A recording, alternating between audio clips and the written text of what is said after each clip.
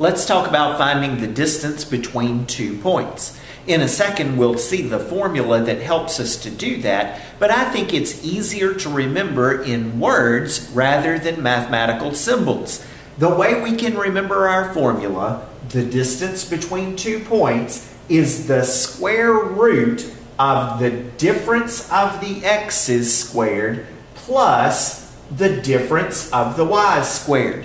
The word difference means that we're going to be subtracting. So we'll be subtracting the x's and squaring that difference. Then we'll add to it, subtracting the y's and squaring that distance.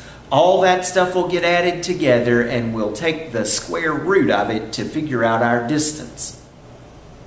If we want to find the distance between the point 1, 2 and the point 4, 6, let's just substitute the things into our formula where they go.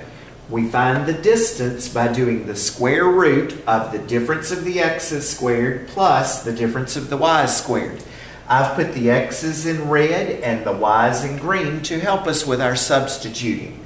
So now as I substitute these things in, because of the squares, the order doesn't really matter. Down the road, though, order is going to make a difference for us with some things that we do. So I choose to stay consistent when I do any substituting at all and to put things in the same order each time. You can substitute these however you want, so I'm going to choose to do a substitution that gives me easy arithmetic. Let's take this x minus that x. So 4 minus 1 is to be squared. Now just strictly to stay consistent with the order that I just substituted, I'm now going to choose to do this y minus that y, 6 minus 2, also to be squared. How much is 4 minus 1? That's 3. And 3, when we square it, makes 9.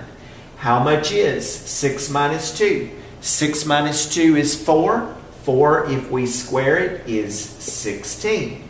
So here I've got the square root of 25 for this distance. 25 is a perfect square, so the distance between these 2 points would be 5 units. Let's look at one that doesn't break down quite so nicely. This time we're asked to find the distance between the point 1, 2 and the point 6, negative 3. Again, my x's are in red and my y's are in green. When I substitute into our formula the difference of the x's, I'm going to choose to do 6 minus 1 strictly for the ease of the arithmetic. So 6 minus 1 is to be squared. Now since I chose that order, I'm going to stick with it and I'm going to do negative 3, this y, minus the other y. Now be sure that you see our formula has the negative that is here. Our problem has the negative that is there. So it's minus 3 minus 2 that is to be squared. 6 minus 1 is 5, and 5 when you square it is 25. Minus 3 minus 2 is negative 5. Negative 5 when you square it is also 25. So here we've got square root of 50 for this distance. From here, you'll have to look at the context of your problem. Some problems will allow you to give an approximate solution by taking a square root with your calculator. Other problems will say find the exact value.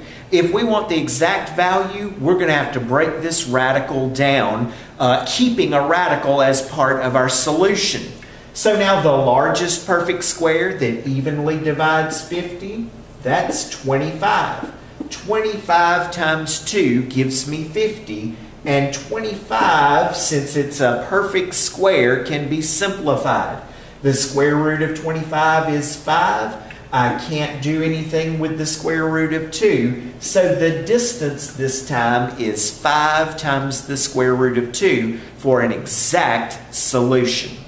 You can find distance by doing the square root of the difference of the x's squared plus the difference of the y's squared.